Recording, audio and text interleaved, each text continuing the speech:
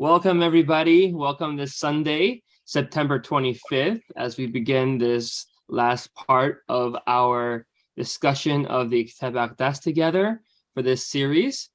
We welcome all of you, as this is part number 4, to ask questions from the previous parts we've gone over. And of course, if you've read ahead and you've reviewed the items we're going to look at today, to ask us very, very important questions about this book as we pertain to this 4th part. There is a topic discussion. I'm going to say what the topic is. I'll give a quick introduction and we'll get back into the Kitab-i-Aqdas together. So the topic is the Most Holy Book, part 4. And this is Baha'u'llah's Book of Laws, written in Arabic around 1873 while he was still in prison within the city of Akka. It was supplemented by later writings and Baha'u'llah's replies to a series of questions posed by one of his secretaries. The first authorized English translation was published in 1992, annotated and accompanied by the supplementary writings and the questions and answers. Now, this in English was published only 30 years ago, and 30 years later, you can find the Kitab-i-Aqdas online. You can find it on oceanlibrary.com. You can find it on the Baha'i Reference Library, reference.baha'i.org. You can find it at the Baha'i bookstore that you can go and purchase the physical copy. You can go to your local Baha'i bookstore at the local Baha'i center. There's a lot of places you can go find this.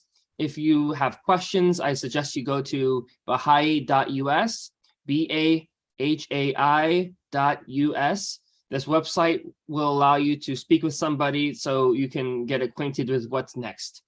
That being said, we welcome all of you who have come and watched these courses to continue reviewing on clearwaterbaha'is.org, where we have some content posted, and most importantly, the YouTube videos and Facebook videos that we've made of these very, very hearty sessions. And you'll find them on YouTube under Clearwater Baha'is, that channel, and on Facebook under the Baha'i Center of Clearwater page. Now, as to our introductions, Ms. Azadeh Mohandisi Fares is a wonderful individual who's made a lot of presentations as we relate to different topics of the Baha'i faith, all the way from the Kitab-i-Aqdas. Of course, we're looking at the Kitab-i-Aqdas together, commentary, notes, and study sessions. She's, with her husband, Mr. Nabil Fares, gone over the subjects of the ministry of the Bab. She's reviewed the Advent of Divine Justice, commentary, notes, and study sessions as we've discussed just now. She's spoken on the enigma of divinity. She's spoken on the tablet of Ahmad. She's spoken on the will and testament of Baha'u'llah, the will and testament of Abdul Baha. And I am very clear that she's going to be studying more with the people like us who ask to make these study sessions. So we definitely welcome you to reach out and ask for something in your community, because these are extremely valuable. And again, we all need to learn about these topics, and it's best when we can do it together. So that all being said, she is an executive consultant supporting the private and public sectors, including the federal, state, and local governments in technology management. And in her public sector career, Azadeh managed the implementation of major federal programs for the state of California. Azadeh, with her husband Nabil, have authored and published several papers related to the Baha'i faith. And some of those studies I mentioned to you, the papers relate to those items too. With that being said, and without much further ado, we want to move on with this part 4. Please, let's get some questions in order. This session is up to you. Thank you. Thank you very much, John. Is it okay to start with a prayer, please? Yes. Thank you. Somebody read this prayer. This would be great. Thy name. Nope. That's a healing prayer. Sorry, morning prayer. I have wakened in thy shelter, O my God. And it becometh him that seeketh that shelter to abide within the sanctuary of thy protection and the stronghold of thy defense. Illumine my inner being, O my Lord, with the splendors of the dayspring of thy revelation, even as thou didst illumine my outer being with the morning lights of thy favor.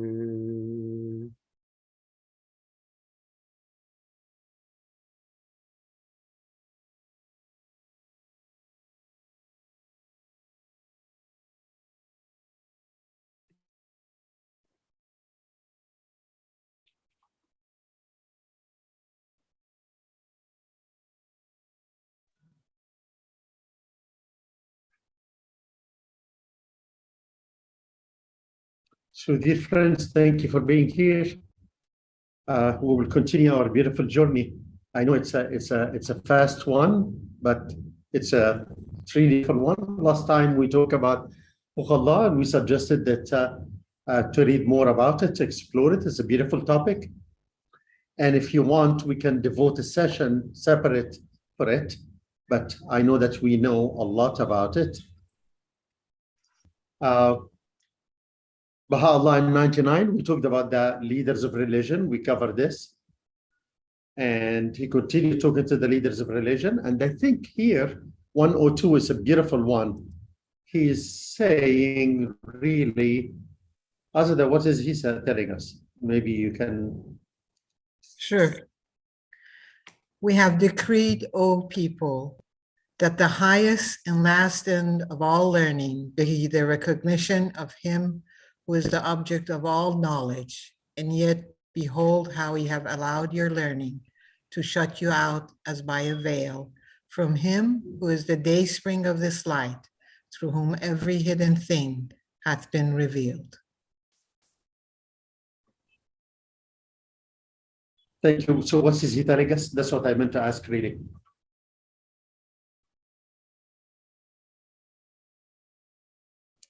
He is referring to his own station and how our learning, not just the leaders of the religion, but every one of us could allow our learning really veil us and shut us out from understanding the light that he has brought to the world. Yeah, I think the focus here in that the highest thing is recognizing the station of Baha'u'llah and the importance of God. This is really the highest point of learning. So we can learn to get all our education, our schooling, and, which is beautiful. Coupled with this is understanding the majesty of this revelation. Any thoughts, any reflections?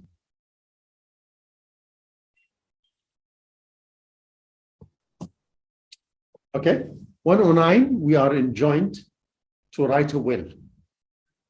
And the will is... Questions? As a point of order, would you rather us raise our hand to, through the computer, or a more easy flow, just talk if it's appropriate? Just what would you like as a point of order? So Lisa, when I'm displaying, I cannot see the hands. Okay. So maybe you can say something, if that's okay with you.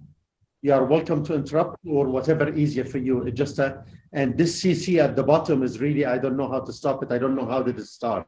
Well, I just want to say that on the last one, when you asked the question about what does this mean, and then Azadeh gave a response, and I think my interpretation is that yes, we've also made it a challenge for you to do this deeper, independent search for knowledge. So I get that you have allowed we have allowed ourselves, we have allowed ourselves to shut ourselves out from learning.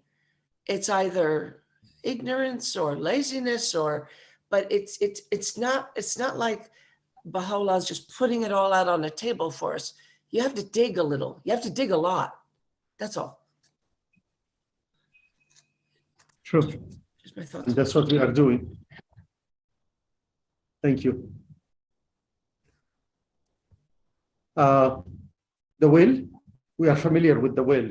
The will has six components. Besides the will that you registered, like living trust and things of this nature. So the will is headed with the greatest name, Allah Abha, Ya Baha'ul Abha, Ya Ali al-A'la. Pick one, whatever you like. And we bear witness in our belief and in the faith.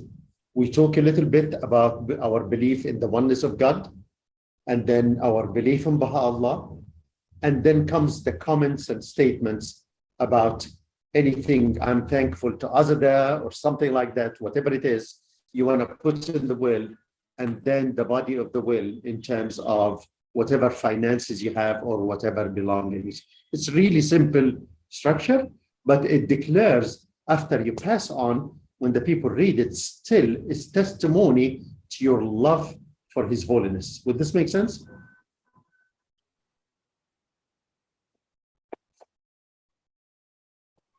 Questions?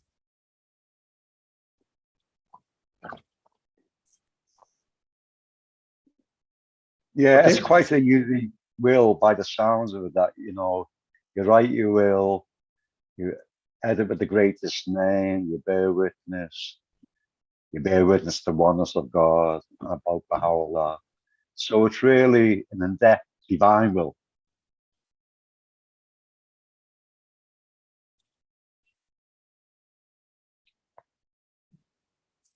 Thank you. Other things about the will? We talked about this Mashruq Askar, the house of worship recitation. You may recall, we talked about this. And here in 118, Baha'u'llah urges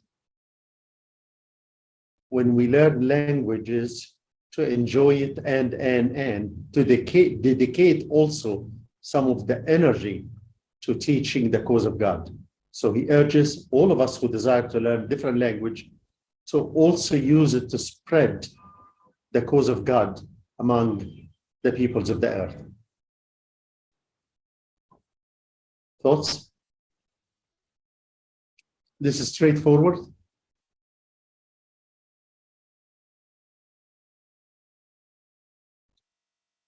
Baha'u'llah, of course, we know he forbade consumption of anything which will get your mind, take away your mind or your reasoning, you know, and he said that we have to conduct ourselves in a manner worthy of the human station. Of course, he also said that there are many things need or could be prescribed by a skilled doctor.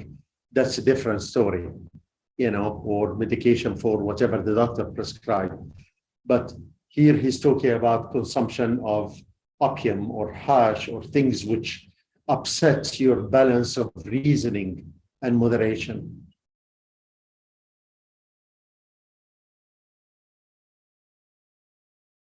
Trustworthiness, fidelity, truthfulness, fear of God, and servitude to God in 120. Thoughts? This we have a lot.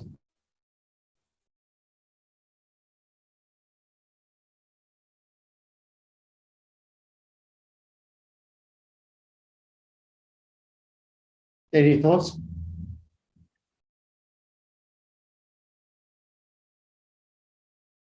Are you still there? I think we're thinking really hard.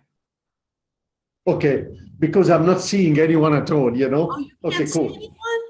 Oh, all right. We can make noise. Okay.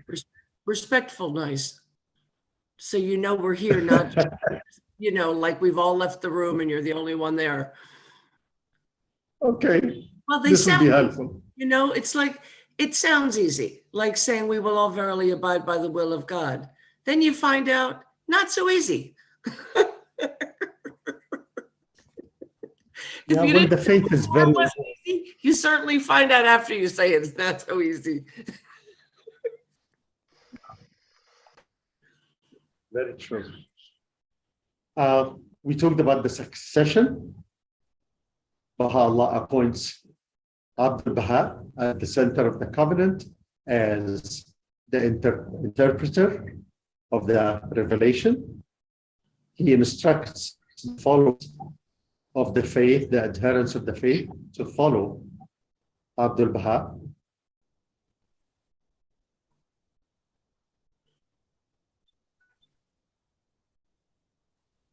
And there is lesser covenant by Baha'u'llah, then Aghsan, which is Abdul Baha, then Shaw Effendi, then Universal House of Justice. Yes. You know, for us, it's easy to see this, but during the transition, it was hard for many people.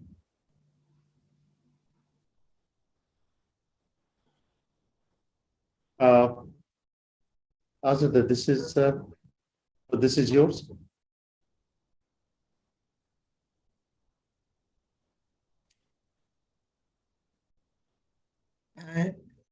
No, this is not mine, it's yours. Push that right back on the, just volley Yeah. that back over. No. Part of Didn't the what the Bab, Bab, didn't the Bab in the I don't know, it was the Persian ban, instructed the believers not to ask questions until image manifest would decide. I didn't quite hear the end of that This- sentence. Please, would you repeat? Yeah, my Yeah. understanding is that the Bab said to the Babis they should not ask questions. Then it will be up to the him who makes manifest. yeah. So this is a direct instructions from the Bab. But in the higher reality, he doesn't want them to ask questions, so they don't bother him and they let him talk about the next level of the revelation. Because the Bab gave us everything we need. But Baha'u'llah was supposed to come to take us to the next level, whatever the next level is. But actually what happened when Baha'u'llah moved this or removed this prohibition, we asked Baha'u'llah many questions and we took a lot of his energy and a lot of his time, you know, to respond to the questions. If I And may, we will see the if I may, Nabil, just another reference in the Kitab-i-Aqdas in paragraph 180, Baha'u'llah clearly states this, that he says, whatsoever ye understand not in the bayan, ask it of God, your Lord, the Lord of your forefathers. Should he so desire, he will expound for you that which is not revealed, that which is revealed therein, and disclose to you the perils of divine knowledge and wisdom that lieth concealed within the ocean of its words. So in that paragraph, it's very clear that he he lifts that what had been forbidden to ask him questions. Thank you.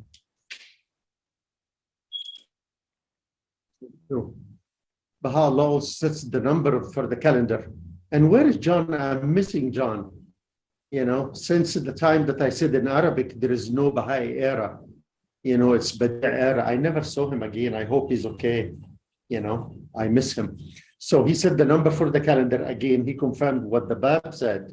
That's 19 months a year, the burial laws, he said that what the Bab said about we have engraving and we put the ring on the right hand. That's what they say. I couldn't find a particular reference to the right hand, but this is the practice that we do. But again, I cannot show you where does it say to do this. He talked about burying the body in coffins, and he specified that the deceased is covered with 5 shrouds of cotton or 5 shrouds of silk if you can afford them. If not, then just one. Questions about the Do we know why what's 128? May I Was ask? that? May I ask? Do we know why 5? I didn't know this when my mother passed. I didn't. Even from the writings and with the guidance of my assembly, I didn't know this. My ignorance. But do you know why 5? I have an idea. That you remember when we talked about how the people sit cross-legged, and while they are sitting symbolizes the unity of God. We talked about the age of praying. Why is it for the babies from such an age till 42 only, and these things. So there is a relationship between the material approach, the way you are sitting or saying Allah 95 times, and the higher reality.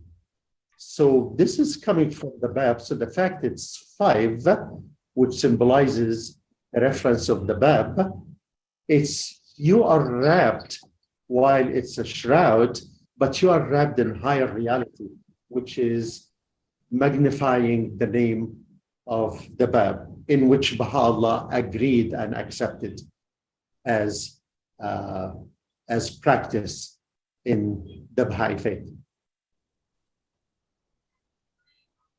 There is always higher reality in what we do. Yes, please. No, I just said, okay, but since I don't really understand, I'm going to accept it as veiled and simply abide until I get there. If I, some things, just take it on faith. Yeah. So would you read us this, Lisa, since you have the floor? Sure. Verily, he revealed, this is regarding the role of Baha'u'llah. Verily, he revealed certain laws so that in this... My apology. He is reference to the Bab. Okay. He revealed certain laws so that in this dispensation, the pen of the Most High might have no need to move in aught but the glorification of his own transcendent station. His again being the Bab? No, here is Baha'u'llah. Okay. And his most effulgent beauty, Baha'u'llah.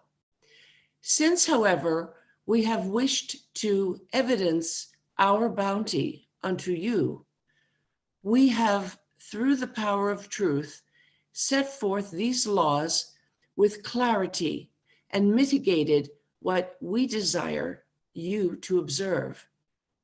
He verily is the munificent, the generous. Thank you.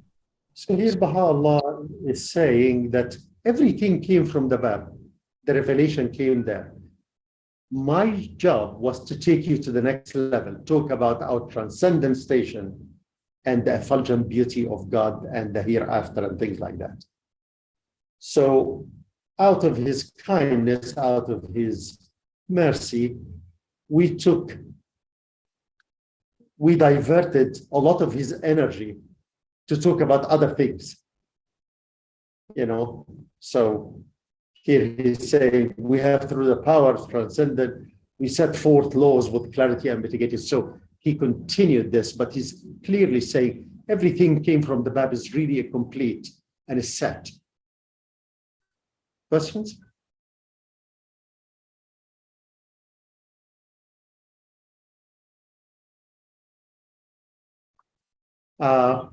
We know this and we practice it in a beautiful way, all of us, amity and concord when consorting with everybody, religions and every people in the world. We do this as a beautiful way as followers of Baha'u'llah.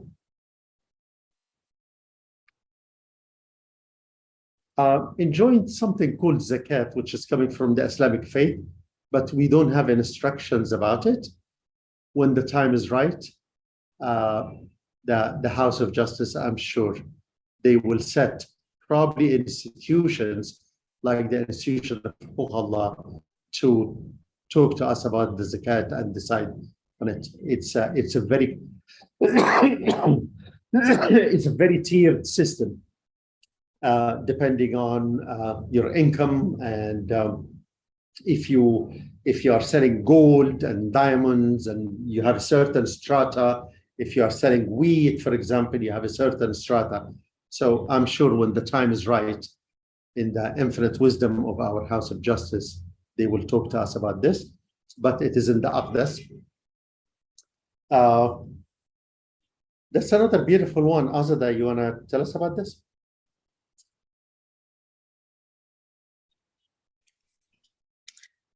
Recite the verses of God every morn and eventide. You know, for me, all I can do is share with you what it means to me. And it's starting our day with remembering God and giving, really, for me, reading the prayers in the morning leads you through the day when you start it that way.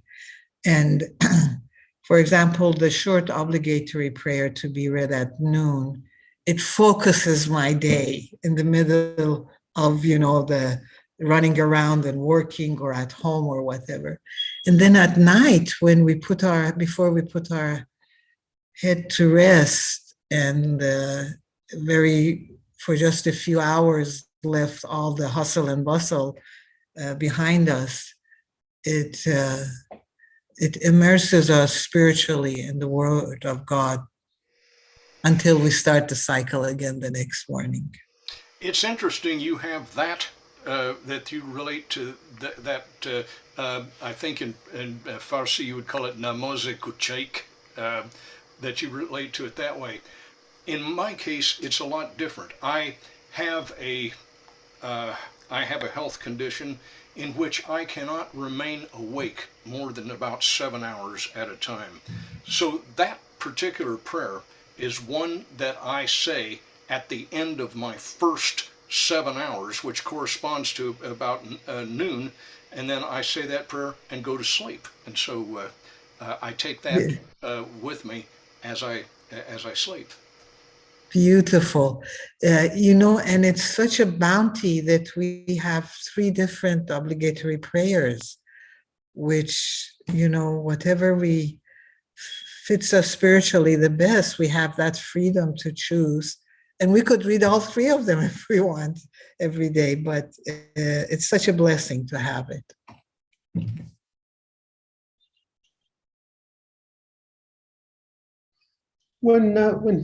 When His Holiness, and thank you, Andy, for pointing this out, when His Holiness talk about every morning and every evening, some of the dimensions of this verse, it doesn't mean that the morning at the AM and you can have a gap and don't read prayers and you read at the PM. You know, of course we read prayers all the time, you know, because this creates a connection between our hearts and higher level of reality. You know, the prayer takes you somewhere else, takes you to a journey, spiritual journey, some beautiful one. So it's not, you cannot take this journey, Baha'u'llah say, only in the morning with your first cup of coffee and at night with the warm milk. You know, this journey, you take it anytime. So he's talking about really dimension is all the time you have to be in a prayerful mode or prayerful attitude, as Abdul Baha told us. Just a thought. Children, since they are babies, Abdul Baha said, when the children are in their mom's stomachs, you melodiously read them the hidden words, you know, because this conveys into their genes the spirituality through the love of the mother. You know, here Baha'u'llah again is saying you teach your children the verses from early age, whatever the definition of children is, you know. So you teach them about the beauty of the revelation. You teach them about the tablets of God, you know, and you can take them with you to the Mashriq Askar, so the dawning place or the Baha'i center, for them to be immersed in these beautiful prayers.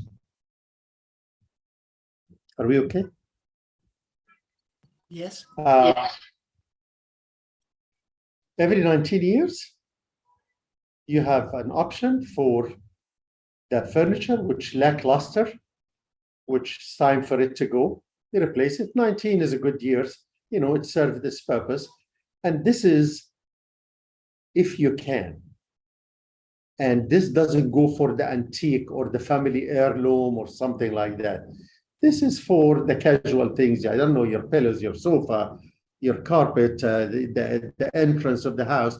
If you can, and it's lackluster, you know, you can replace it. But the encouragement here, of course, that the home has to continue to be clean and to be elegant for you and for your guests.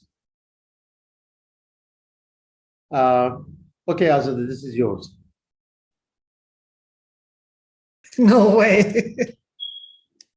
No way.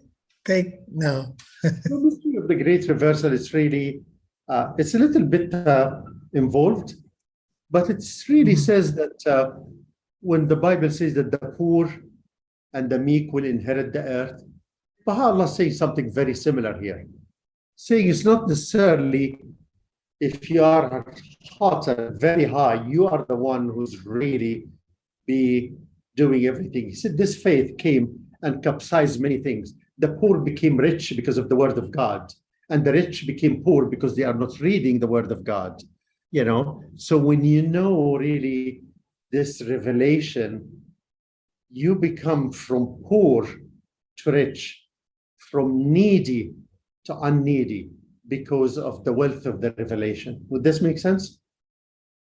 It has other dimensions on the relationship between Baha'u'llah and the Bab, but for the sake of these discussions, I think it's really, this would be a good focus. Reflections? I just have one quick one. This always reminded me of what's in the Bible, that the meek shall inherit the earth. And I'm just taking that one phrase in itself. It has been interpreted, of course, by the different Christian leaders in many ways. But to me, this is, that verse speaks to this, that the sign of reversal is because the meek are the ones who basically have let go of their ego and their earthly knowledge and turned into the word of God. So this is what will happen, that those who turn to Baha'u'llah, they are the ones, as Nabil was saying, things will get capsized, and they would be the ones who would inherit the earth, you know, as lovers of Baha'u'llah. I have a Could I question. just make a, I'm sorry. Go ahead, Andy. could I just, it's Peter, could I just make a question, a thought that's occurred to me? Whoever it is. In the past religions, the learned were the ones who had the knowledge, and it was seen as the poor didn't have the knowledge, you know. But this says they have the spiritual knowledge.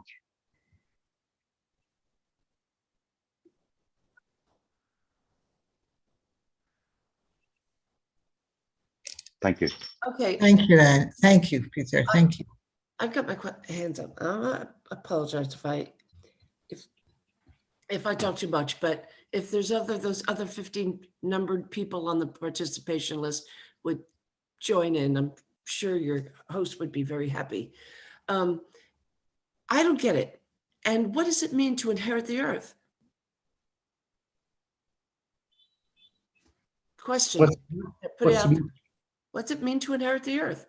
I mean, Azadeh, I heard what you said, but it's not sinking in a way that I can understand. Could anyone help me out? Yeah, we need It's somebody. rulership. Yeah, This is a matter of rulership over the earth. So where it used to be in the hands of not oligarchs, but monarchs, monarchy was the traditional form of governance around the world. You now have a system where the people collectively are ruling. You had populism of the 1900s that made people like Mussolini and Adolf Hitler rise to power. They followed designs of their own making. Likewise, the same people who have the power to bring not so good rulers to power have the same power to bring a just and righteous government to power. Hence, the meek have inherited the earth. thank you. To guide it towards a more spiritual minded society. Can I finish? Exactly. Inheriting the earth is, to me, has always meant spiritual. It had nothing to do with, the physical side of it or power. Thank you. Thank you for asking. I really appreciate the interactions. 159, Baha'u'llah said, to carry arms, to bear arms, it has to be essential. And he said, you define the essential. Nobody will tell you this is the situation, and here you can do it, and here you cannot. Baha'u'llah many times really tells you what's the way, but he doesn't give you a cookbook. He doesn't give you how many ounces of flour, how many cups of water, how many cups of sugar, and you mix them and you bake them 350 degrees. He doesn't do this. He just share with you the concept, and then you start emulating what he's saying through your heart and mind and understanding. He said that the people can wear silk. In a previous dispensation, the faith in a previous religion, he said you cannot wear silk, you cannot eat in gold plates because this looks too much wealth and too much extravaganza. But Baha'u'llah said it's okay to wear silk, it's okay to eat in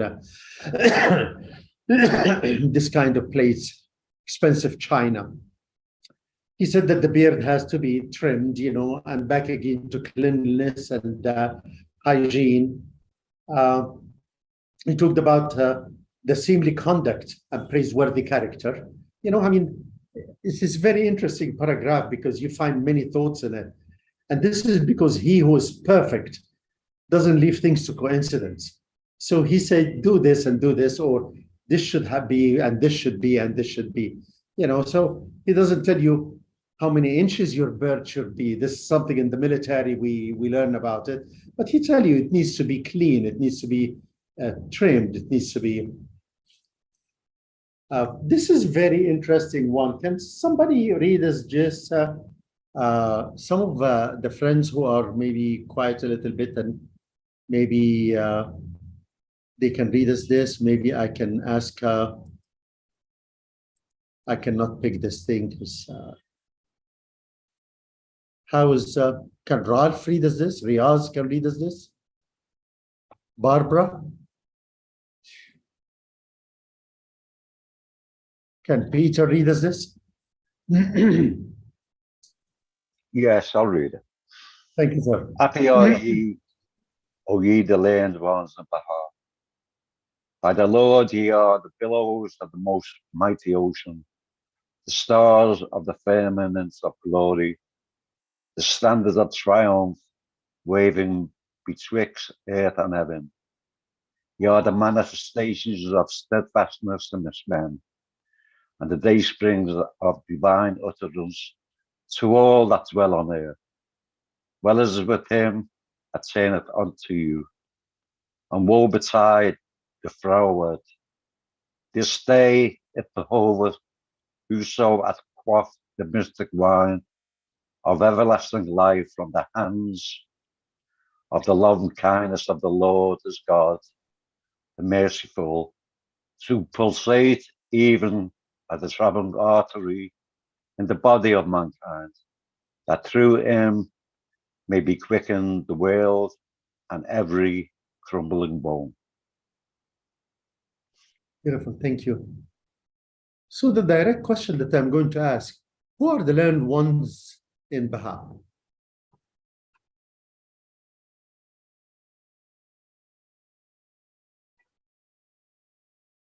Nabil, would you please repeat the question? Thank you. Who are the learned ones in Baha that Baha'u'llah is referring to in the first sentence? I think it can refer to people who occupy certain stations, such as counselors, auxiliary board members, and people like that. It can. I think it includes that, but is not limited to it. Hey, that's one dimension. Beautiful. What else? Who are the learned ones in Baha?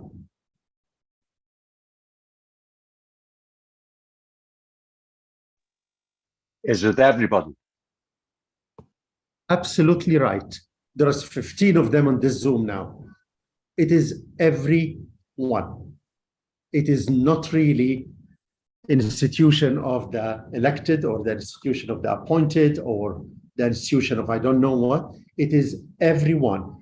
All of us, we were asked to crack this book open and read it and understand it and read it once and twice and 3 times and learn. And every time we read it, we gain a little bit more.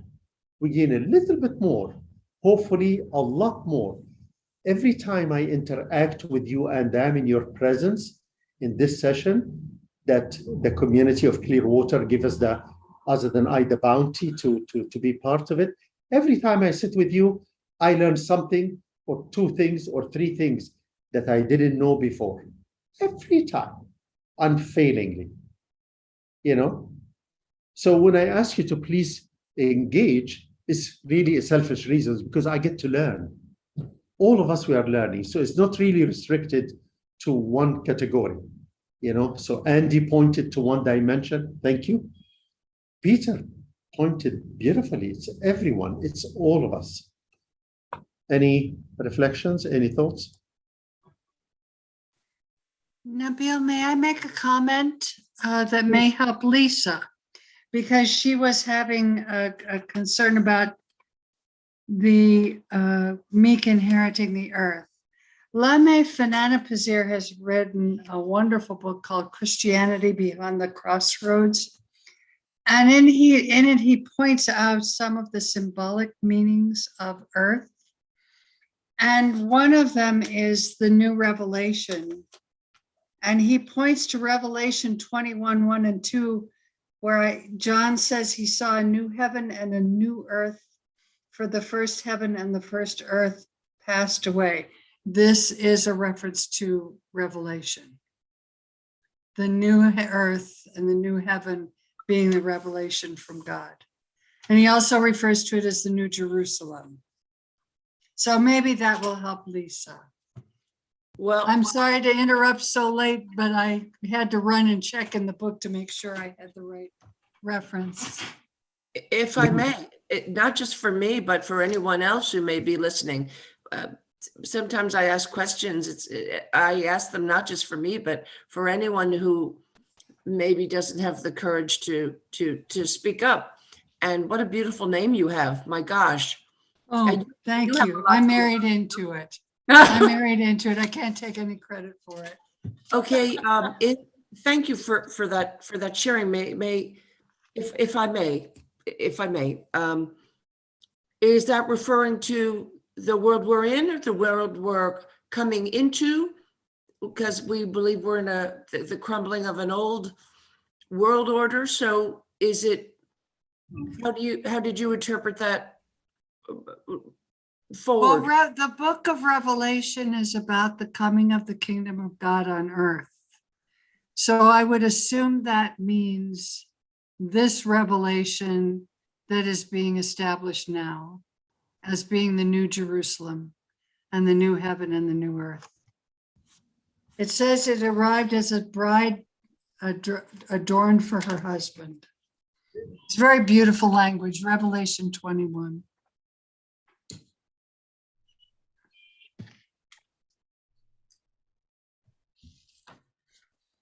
Thank you. Please, okay. Back again to the screen.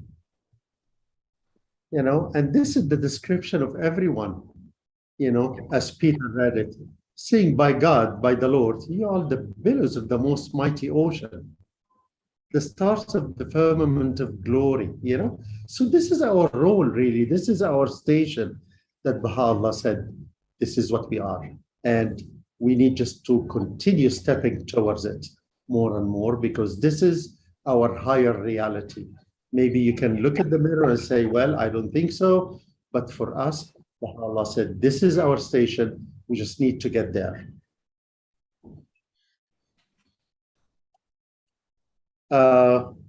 We know this very beautiful.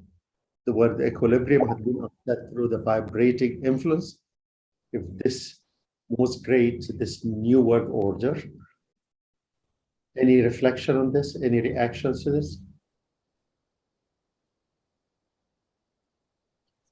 There's a beautiful book that Hooper Dunbar wrote about the forces of light and darkness.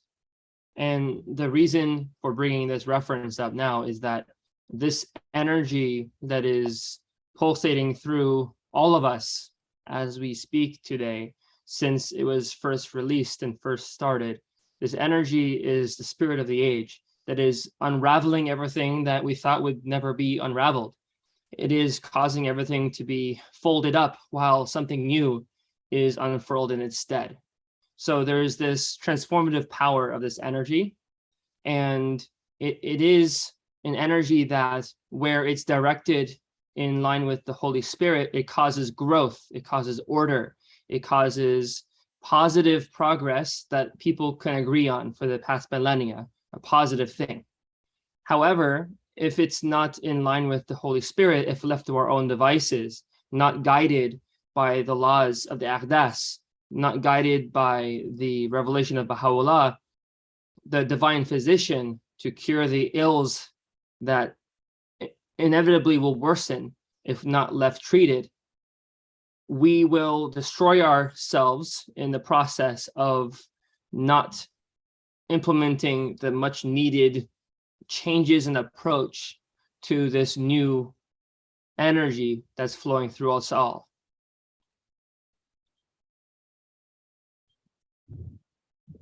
Thank you, John. Baha'u'llah continue talking about the Kitab-i-Aqdas, saying that this is the infallible balance. Early on, I mentioned that moderation is what Baha'u'llah gave us in everything. This is moderation. When Abdul Baha said moderation, moderation, moderation, this is what Baha'u'llah gave us. He never gave us something which is extreme exertion and we cannot reach it.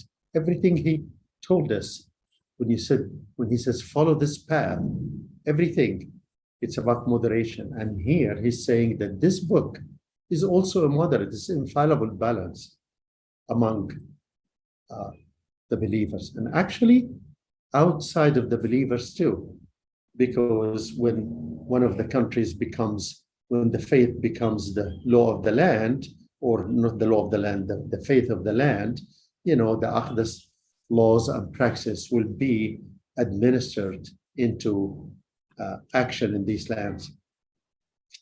Any thoughts? I just, if I may, wanted to bring to my own attention, actually, that this paragraph 181, 182, and 183, they are tied together so beautifully about our spiritual progress. The paragraph, I believe 181, and let me check my Aqdas, is where Baha'u'llah mentions the world equilibrium had been upset through the mighty vibrating influence of this new world order. And then 181, 182, after he says that, is the one that says, immerse yourselves in the ocean of my words. So immediately he tells us what to do so we can get a glimpse of how this world equilibrium had been upset. And then 183 is the one that says, say, this is the infallible balance which the hand of God is holding, in which all who are in the heavens and all who are on earth are weighed and their faith determined. So for me, continuously reading these three paragraphs, it helps us to see the importance of this revelation and how it takes us into the future, that we won't be here. We have such a limited time on this earthly globe of ours that, but it gives us a glimpse on the magnitude of his revelation and our place in it. Thank you.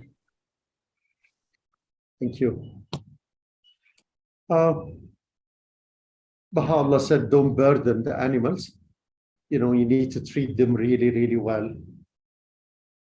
You know, because animals in many countries, they are just abused, like the horses and the donkeys, and pulling carts, which is very hard for them to do it, you know. So again, who Baha'u'llah as the perfect being, you know, they mention something like this, which could raise an eyebrow. Why Baha'u'llah in the Book of Laws or the Book of Loving Kindness, it's talking really about the animals? Because it's a book of loving kindness, you know.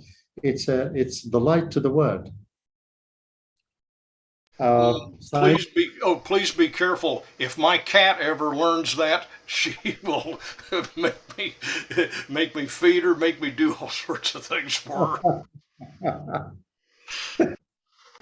That's cool, Andy. That's cool. Oh. So the signs of maturity, Baha'u'llah spoke of the signs of maturity of humanity at large.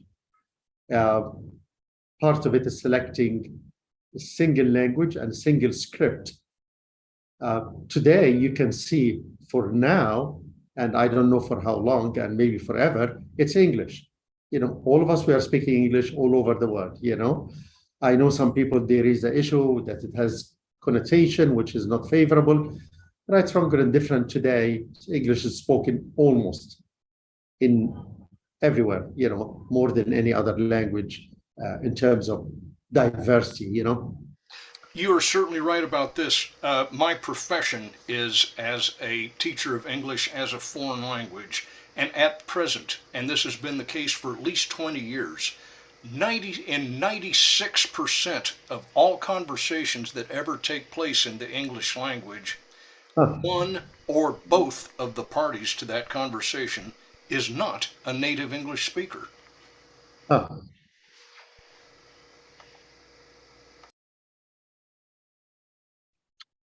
Interesting. So Baha'u'llah, he talked to us about actually that the signs of maturity. One of them, maybe you know. Can I ask you, what do you know about the signs of maturity? I know you know them. One of them, the language that we talked about.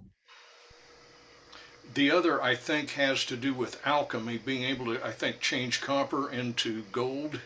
And then there's a third one that goes along with that, distrust of kingship.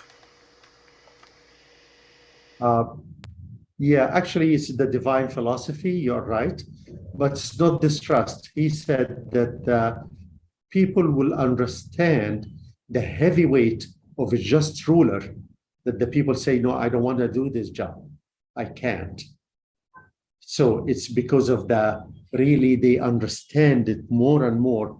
According to the Aqdas, you see also what Baha'u'llah said. This is how you are supposed to rule your people. He said that basically you need to love the people that you are ruling over. So, that's very interesting. So you're right. The kingship becomes burden that nobody wants to bear because they want to do it right and it's too big, too much. The divine philosophy, which transmutation of the metals, which is happening today, and the single language, actually, it is happening today. And if you will look at the kingships, they are diminishing more and more. The kingdoms are falling, So it's very interesting to see that you see the glimpses in it happening slowly in different levels, So people doesn't want to bear the weight of the kingship. So this is the signs of the maturity of humanity, Doesn't Baha'u'llah also mention that leaders of government, presidents or whatever, they should not really desire to become a president or a leader. Yeah. I seem to recall sticking in my mind, I thought about having a devotional about this in regards to the passing of the Queen, that I thought that Abdu'l-Baha had, or Baha'u'llah, just leave it to the divine. I never remember who says what, in all honesty. But that he speaks, that the faith speaks lovingly about there will be kingdoms with kings, if for lack of a better word, that there will be kingdom of these benign rulers. Am I wrong? No, you are right. But what he's saying that the people, because they start to understand the difficulty of being a ruler, that the people bow out. He's saying that's too much, that's too big. I don't want to be a president. I don't want to be a leader. I don't want to be a king. I don't want to be an emperor. Heavy is the weight that who wears the crown, Exactly. It's also, if I remember the wording that Baha'u'llah uses is the just king. Yes. And that's the one thing that no one could really probably imagine himself or herself rising up to be a just king. The weight of it is near to impossible.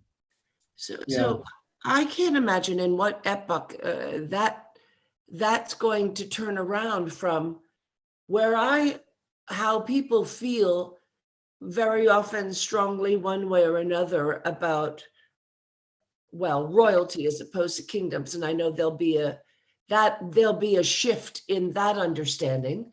And when this will come about, I'm sure will be, but that's going to be a long mind shift because of it, particularly where I am, because of the history, the negative history that went along with what it took to become rulers, to be kings. It is negative. It was through ugliness and death, and the history of this is thousands of years old. Certainly many hundreds. I mean, thinking about Henry VIII doesn't go far, and you see the remnants of burned down churches and so forth. So we're talking about kings in one respect in a negative way, and yet in the future it will be that benign or just king and kingdoms in another way. And perhaps it's just something we need not discuss at this time, but do we need to? We've just had this historical event. I think if there's ever a time to talk about it in regards to the faith, this would be a good time. Not at the session, but perhaps, what do you think? Any thoughts out there? Anybody? Well, yes. Well, first of all, although on one hand, Baha'u'llah says that power has been seized from kings and clergymen, on the other hand, he says that he does not want kingship to disappear from the planet because kings are the manifestation of great power. And so it is true that the basis upon which people become kings or queens or whatever term may be popular to use in the future will have to be a different basis than now. And it would have to be based on a universal level of spirituality which has yet to appear in this world, and which I think that personally Baha'is are tasked to do whatever we can to help bring it about. And going back to the Aqdas in paragraph 181, where Baha'u'llah says the word equilibrium has been upset through the vibrating influence of this this new world order. So that includes everything.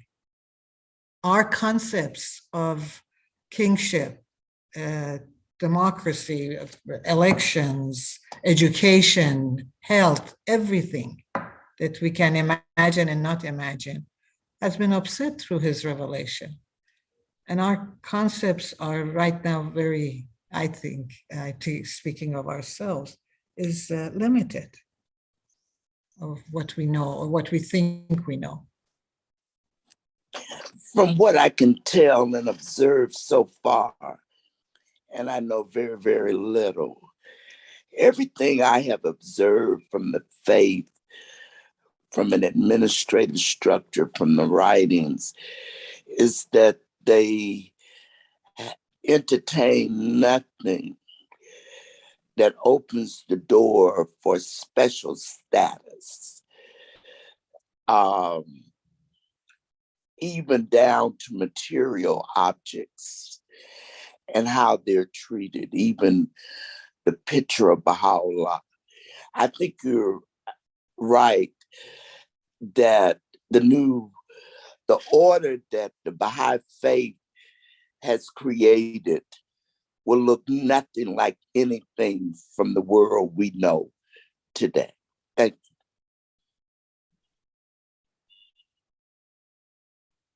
I agree with that 100%. After all, people who are alive in our time period are even called the children of the half-light.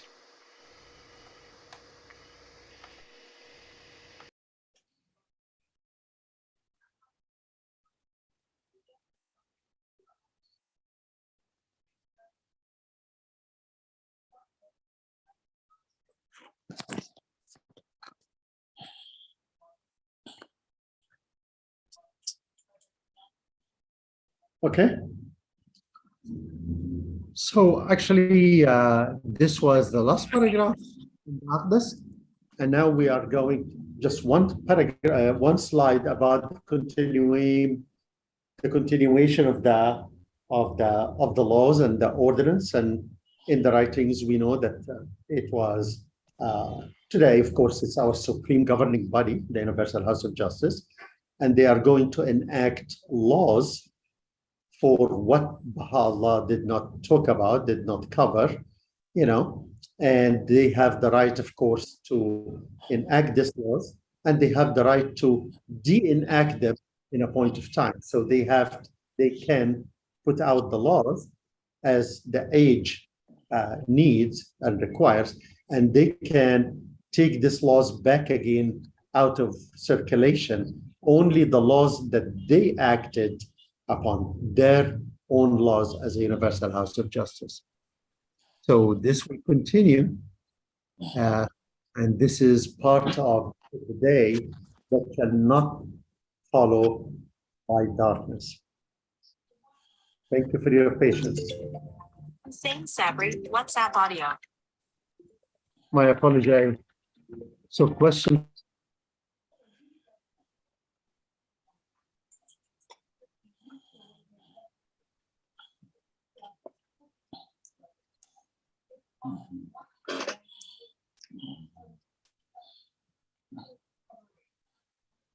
I see nothing.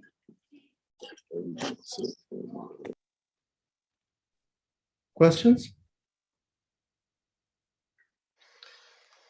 Also, I believe that the universal, that even with laws that are in the holy books, the Universal House of Justice can tell us also when they are to be applied and exactly how we are supposed to observe them.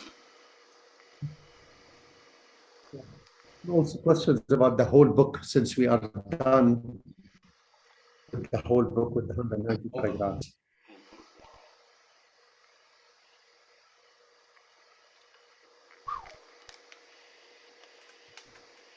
I have a question. Big surprise. Anyone ever thought that atoning daily for our behavior and how we may be better the next day? I have not found a prayer that specifically addresses this. If anyone knows of such a prayer, and I'm not referring to the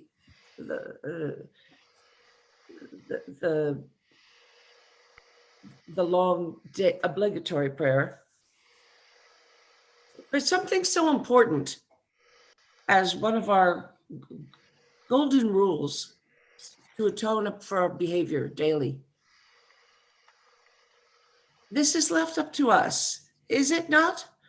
Or has someone found something that could help focus us on doing this on a daily basis? I'm putting this out there to all the friends, please, and our hosts. There's a short passage which I say, it says, may each morn be better than on eve, and each morrow richer than its yesterday.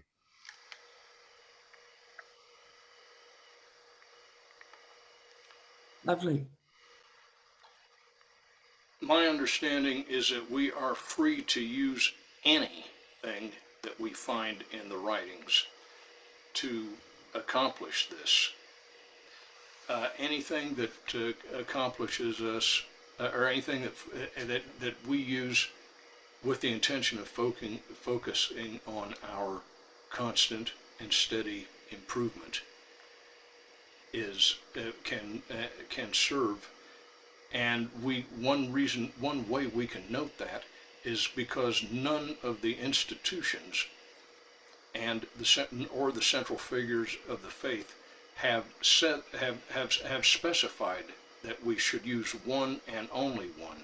There is one thing that Baha'u'llah has revealed, and that is is sometimes referred to as the prayer for sinners, and this is special. Now I forget where it's specified, whether it's either in prayers and meditations, or it might even be in the Aqdas itself. But wherein the person finds himself detached, and then let him say, and then that prayer is revealed. If I There's may, also- if I may very quickly, the concept of atonement is very personal. That's one thing. And also the other thing is a lot of the prayers that we have in our prayer book under certain categories are clear, like the prayers for teaching. It's very clear that they are for teaching, or prayers for children or the departed. But the prayers, I don't believe Baha'u'llah or Abdul Baha ever gave them a certain title. Like I'm looking at our prayer book: detachment, divine springtime, fairness, firmness in the covenant, forgiveness, humanity. All of these are titles that for the sake of categorizing the prayers, we gave them. For me, outside of the obligatory prayers are like the Tablet of Ahmad. If one is able at any day or time in their life to read the Tablet of Ahmad, the way Baha'u'llah has the last paragraph with absolute humility, read that tablet, that is it. I don't look for a specific prayer for intonement. I look for something, and that's the Tablet of Ahmad, to guide me every breath I take. Because if I read it with the attitude that Baha'u'llah has described in the Tablet of Ahmad, then I'll be fine, so to speak. Barbara, you have Yes, a I thought? was. Yes, I was going to say there is that section in the prayer book for forgiveness. I agree with the Tablet of Ahmad, but there's a really good one by the Bab, which says, "I beg thee to forgive me, O my Lord, for every mention but the mention of thee," and so on. There's some really good prayers in there. Thank you, Barbara. So any other thoughts about the whole book? Yes, thank you. This is Riaz. The very last slide about what was that? The enactment of laws, or the, Yeah. look at that slide. My question is, the second paragraph on that last slide is from Shawqi Effendi, the guardian of the cause of God, Shawqi Effendi. And in general, could you indicate which publication contains that statement by Shawqi Effendi? Is it the Dispensation of Baha'u'llah or Baha'i Administration? Where can one find that detailed statement by Shawqi Effendi? So it is actually in the Aqdas itself, the commentary put by the House of Justice. Not the Aqdas. It's from the commentary which put in the Aqdas by the War Center. I see. I'm trying to get, sorry? I'm trying to put the paragraph in the slide online. Yes. Thank you. Yes. Yes, the second paragraph here. What has not been formally? Yes, the laws fixed. Both of these are in the are part in the back of the Aqdas, the publication. Yes. Okay. Yeah. Good. Wonderful. Thank you. Oh yeah. At the bottom, you mentioned it is mentioned. Kitab-i-Aqdas. All right. Very good. Excellent. Thank you very much. Thank you for asking.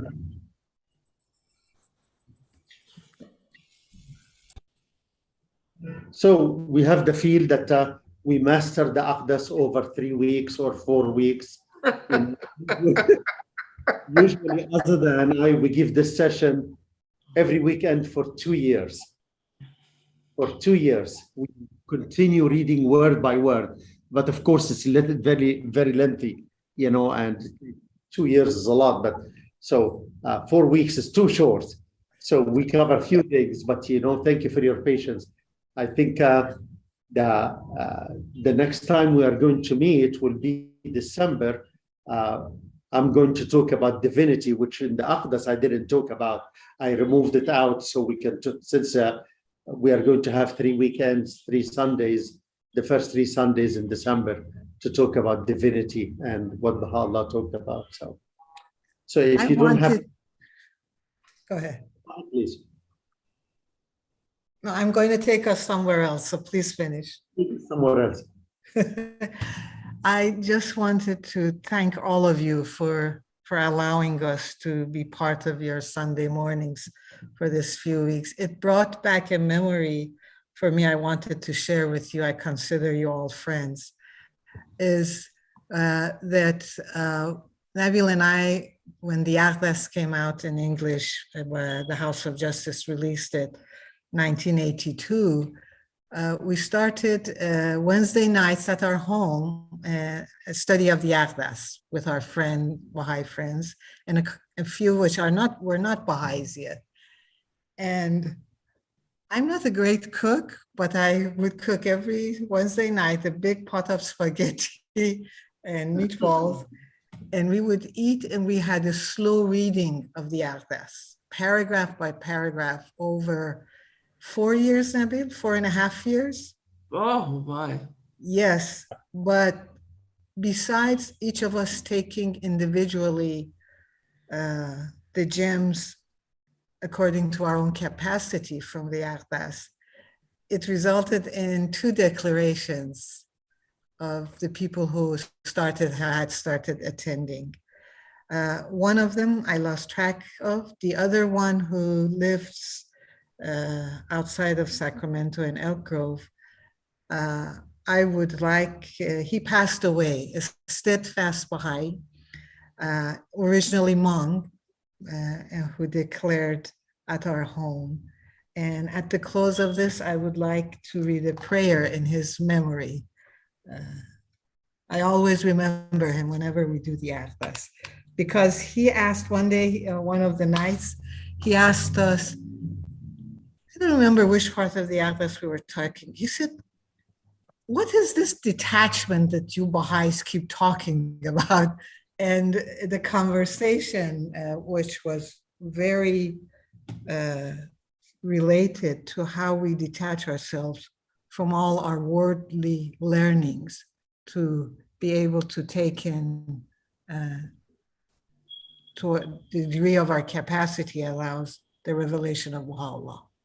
How do you detach yourself, not just from earthly things, but from things that we have been attached to in terms of our thinking and our beliefs? Anyhow, I will say a prayer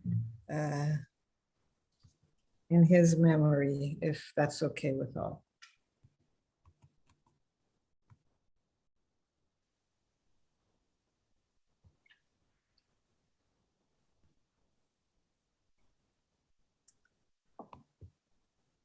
His name was Seha, by the way. This is for all of us.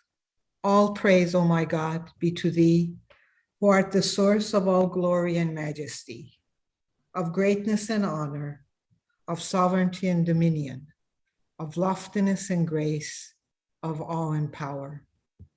Whomsoever thou willest, thou causest to draw nigh unto the most great ocean, and on whomsoever thou desirest, thou conferrest the honor of recognizing thy most ancient name. Of all who are in heaven and on earth, none can withstand the operation of thy sovereign will. From all eternity, thou didst rule the entire creation, and thou wilt continue forevermore to exercise thy dominion over all created things. There is none other God but thee, the Almighty, the most exalted, the all-powerful, the all-wise.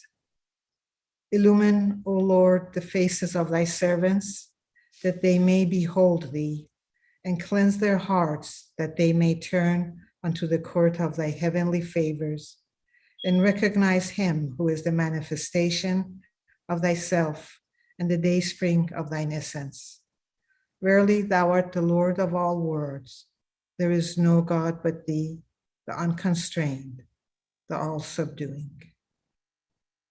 Baha'u'llah.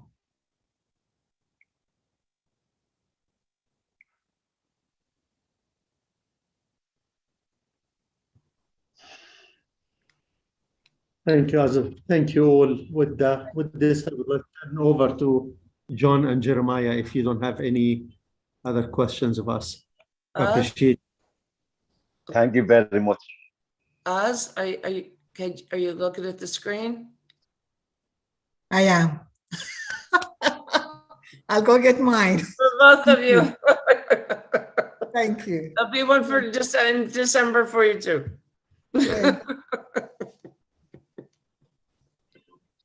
Thank you so much for all of your participation, everyone.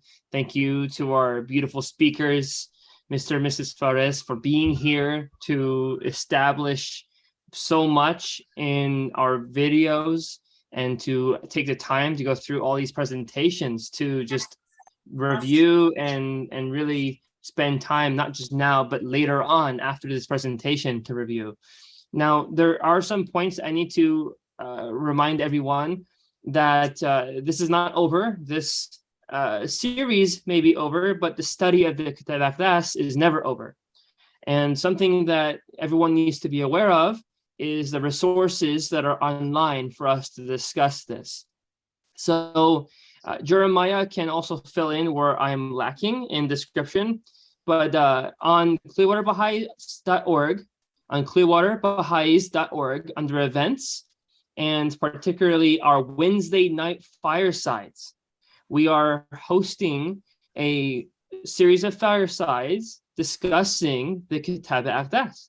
So where you are interested in discussing, reviewing, really learning more with other people, not something that's in the context of this kind of discussion, but a more informal discussion. We have this every Wednesday at 7 p.m. that's listed on the calendar on clearwaterbahais.org. It is one of our events.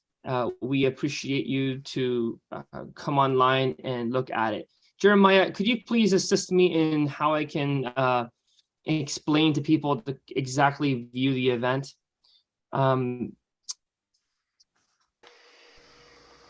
So the easiest way is just to have everyone go to the Clearwater Bahais website, and then you can find it under Activities and Events heading on the top navigation menu. And then it will also be on the calendar as well. I'm just waiting for the calendar to update. But that's so every Wednesday night we're gonna have we'll do some of the reading from the Aqdas, and then we can have discussions about it. Or it's gonna take place over several weeks, so it's not really timed, and people can just come and have discussions, or we can read from the Aqdas itself. And then one other thing is on Sundays, starting in October, we're going to start up a facilitated discussion on the Kitab-i-Aqdas as well, and that's Sundays at 3 p.m. So I just wanted to make everyone aware of that as well. Would you repeat that about the Kitab-i-Aqdas, when that begins and the time? That's going to begin October 9th, and it will take place. That will be a 20-week program. 20-week, all right. And you'll be sending out the and notice. I'll be Thank sending you, out that's a notification incredible. as well. So, but in regards to the Kitab-i-Aqdas, we just wanted to use what Bill and Azadeh had started, and kind of lean into that for our own study as well. So everyone's welcome to join that on Wednesday nights. All right. So, John, go ahead and close this out. Thank you so much, Jeremiah. It's appreciated that we're able to describe this, and everyone who's here that's listening, they can come and join. Of course, just register online and we can send you updates as to our events as well. That being said, thank you everyone for joining us for this 4-part series. We welcome you again to follow up online, comment. We would like to connect you with Mr. and Mrs. Fares to help you to explore further. And of course, more importantly, please review the resources such as oceanlibrary.com, reference.bahai.org, go to bahai.us and just ask questions on how you can get connected. We hope you have a beautiful Sunday. Thank you, both of you, Mr. and Mrs. Fares, for coming here and speaking and sharing all this content and these beautiful resources for us to start our journeys. Thank you. Thank you all. Thank you.